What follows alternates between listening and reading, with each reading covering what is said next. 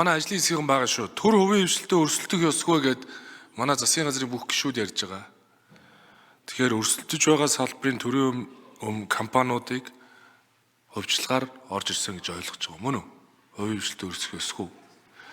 За хоёрт улсын их хурл дээр ажлын хэсэг байгуулагдана.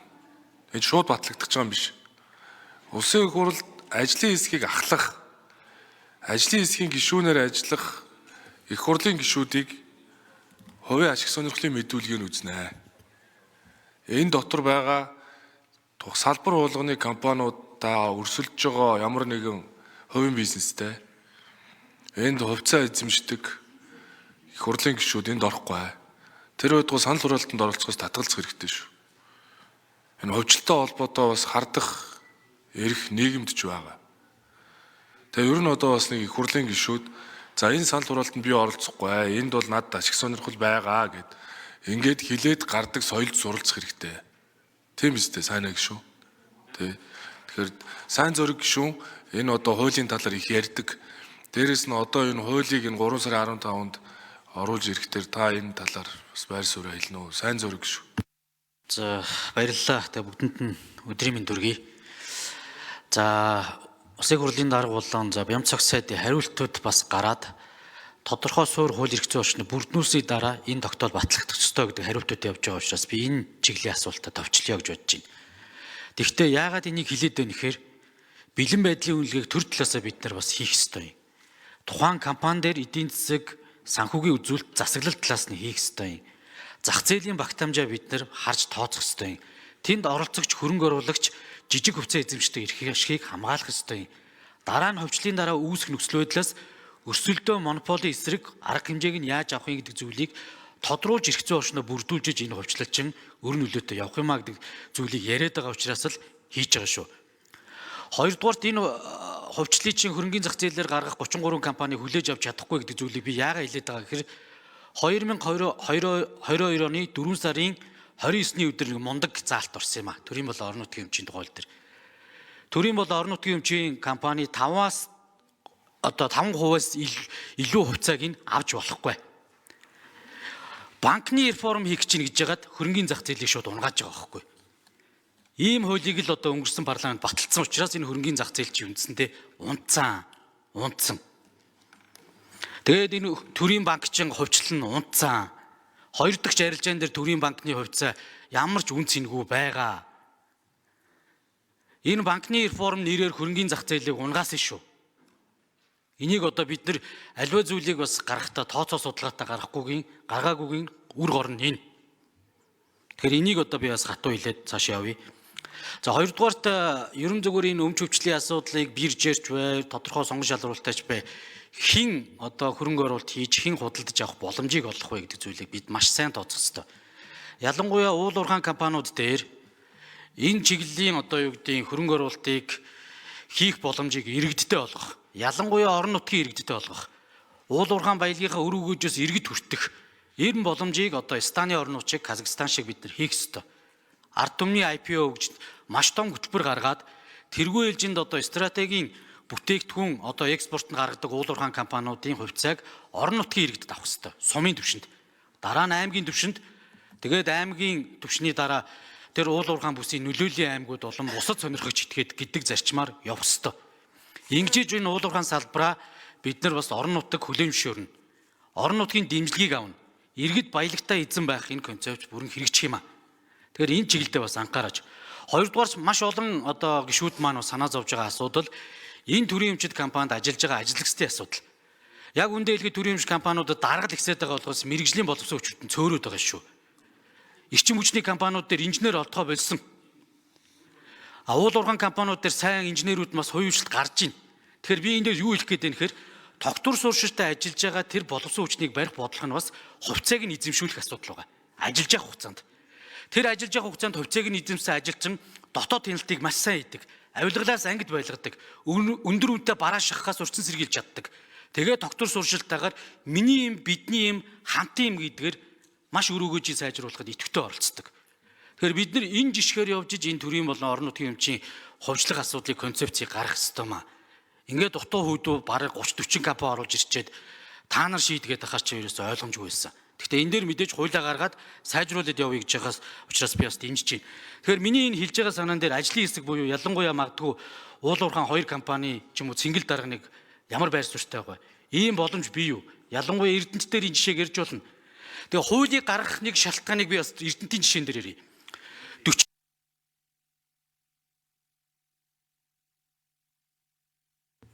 За хэн хариулах вэ? Цэнгэл дарга энэ олон компаниуд яг одоо нээлттэй болгоход бэлэн үү гэдгээ та хэлэхгүй бол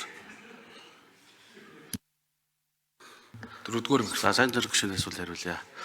Ер нь системийн 5 банкын асуудал яригдж явах үед бол яа харахгүй анхдагч одоо зах зээл дээр нэг болон нэгдүгээр сонирхолтой этгээдүүд 5% хэтрүүлэхгүй, хувьцаа хэтрүүлэхгүй гэдэг ийм заалт ороод за тэр нь бол тэрнээсээ хайлаад төрийн болон орон нутгийн өмчийн тухай хуулинд бүх компаниудад хамаарсан хэлбэрээр орсон юм аа. За тэр 22-оос 23 оны одоо үндсэн чиглэлийн одоо бас нэг олигтой яваагүй шалтгаан нь бол бас энтэй бол шууд холбоотой байсныг бас онцлог тэмдэглэж хэлмээр байна. За ер нь бид бол бас олон улсын байгууллагуудтай хамтарч ажиллаж байгаа судалгаанууд хийсэн. За хамгийн сүүлд бол KTMJ гэдэг одоо олон улсын судалгааны байгууллага бол хөрөнгийн биржийн бас бодит болцоо нөхцөлийг бол судалсан байдаг. За энэ дээр бол ойролцоогоор нэг 1.5-аас 1.8 их найдын одоо орон зай байна гэж бол үзэж байгаа. За бид бол үндсэн чиглэл дээр бол бас ялангуяа МЯАТ төрийн банк дээр бол одоо стратегийн хөрөнгө оруулагч болон олон улсын одоо бас сонирхогч одоо байгууллагуудыг бол оролцуулж болно. За гэдэг агуулгаар бол орцсон байж байгаа. За ер нь бол хоёр бүлэг л юм явж байгаа шүү дээ. Нэг нь бол нэмж хувьцаа гаргах асуудал байгаа. За нөгөөх нь бол нээлттэй дуудлага худалдаагаар орох, нөгөөх нь бол засаглалыг сайжруулах гэдэг ийм одоо багц асуудлыг бол үндсэн чиглэлд бол тусгасан байж байгаа. Баярлалаа.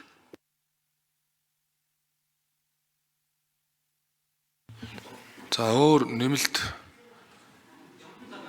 Яндан захирал тэр ажилчдаа хувьцаа эзэмших гээд ер нь бага хувийг санал болгохдоо гадны компаниуд бол ажилчдаа эхлээд санал болгодог шүү дээ.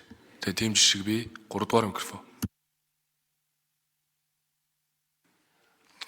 За сайн зэрэг гишүүний асуултанд хариулъя.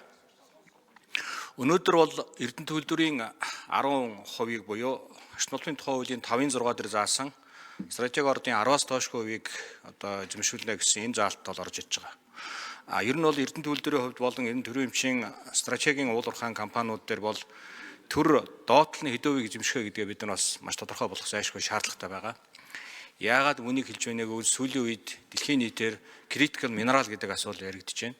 Улс орнуудын стратегийн буюу одоо эдийн засгийн аюулгүй байдал тусгаар хөндлөлтөй холбоотой ашигт малтмалын ашиглалт түүнийг одоо эргэлтэн дээр төр өөрөө хяналт тавих зайлшгүй шаардлага гарч ирж байгаа. Яагаад гэвэл дэлхийн нийт нэг улсаас түүхийд хувьд хамааралтай болж ирсэн. Өнөөдөр нэг улс зарим нэгэн ашигт малтнуудын 50-аас 90 хүртэл хувийг дэлхийн нийтэд хянаж байгаа юм нөхцөл байдал байж байгаа. Ийм тохиолдолд өнөөдөр Монгол улс чухал ашигт малтмалын жагсаалтын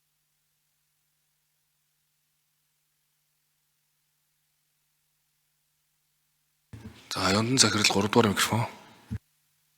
Эсвэл заашгүй чухал ашигт малтмалын жагсаалтанд орж ирэх ёстой. За саяны сайн зэрэг гишүүний хэлсэн асуултанд бол одоо Эрдэнэт төлөвлөрийн уурхайчд бол бүгд дэмжиж хүлээж авна гэдэгт бол хэлхийг хүсэж байна. Яагаад гэвэл өмнө бас ийм асуудал яригдж 1991 онд ховчлох аж ахуйн нэгжүүдийн жагсаалтад Эрдэнэт төлөвлөр орж ирэхэд бол Эрдэнэт төлөвлөрийн уурхайчдын 10,000 одоо цэнхэр ягаан тасалбар бол тухайн үед одоо цуглуулагдсан байдаг.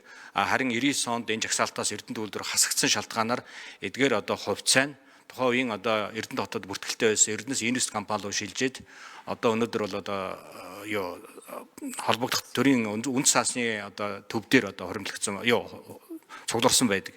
Тийм учраас ажилчид хэрвээ энэ хувьцааг эзэмших юм бол маш сайн хяналтыг тавина гэдэгтээ бол 100% санал нэгтэй байна.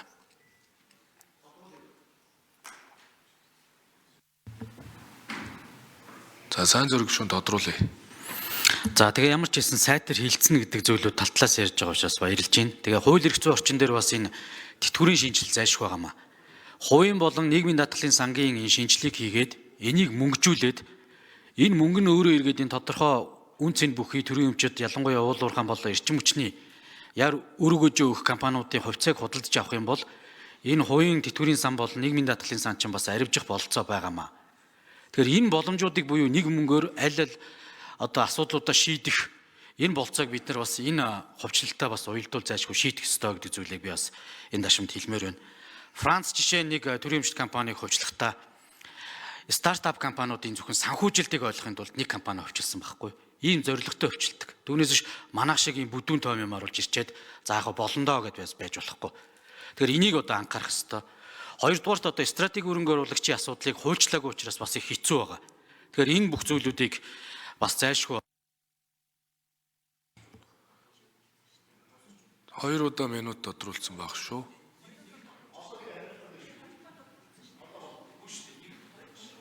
За нэмэлт 1 минут. авж байгаамаа. Тэгэхээр энийг одоо бас анхаараач гэдэг зүйлийг хэлээ. Тэгээд жишээ нь эрчим хүчний компаниудыг бол одоо яг зүгээр монопол байх нь зүй ёсны байгаа. Яг үйлдвэрлэгч их усрууд бол нэмэгдээгүй зохиолдод бас хувьчлалыг маш болгоомжтой явуулах ёстой. Цаана энэ монопол бол өрсөлдөөний үйл тогтоомжийг одоо хувьчлалын дараах байдлаар яах вэ гэдэг зүйлүүд яригдчих бас энэ асуудал яригдах ёстой маа гэдэг зүйлийг хэлээ. Тэгээ ерөн зүгээр төр өөрөө бизнесийн үйл ажиллагаанд оролцохгүй байх энэ одоо дүрм журмыг зарим орнуудад бол шар хуудас гэж нэрлэдэг. Тэр шар хуудсан дээр нэрлэгдсэн